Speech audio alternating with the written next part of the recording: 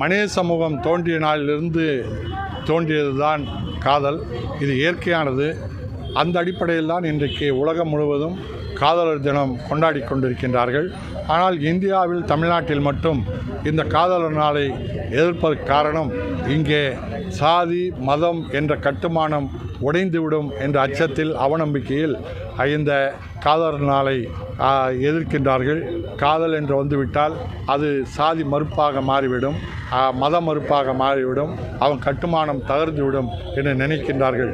ஆனால் தமிழ்நாட்டிலே பெரியார் தோன்றி, திராவிட இயக்கங்கள் தோன்றி, இன்றைக்கு பெண் உரிமை மேலோங்கி இருக்கக்கூடிய நிலையில், கல்வியும் வளர்ந்து வரக்கூடிய, அறிவியல் வளர்ந்து வரக்கூடிய நிலையில் இங்கே காதல் திருமணங்கள், சாதி மத மறுப்பு திருமணங்கள் வளர்ந்து வருகின்றது.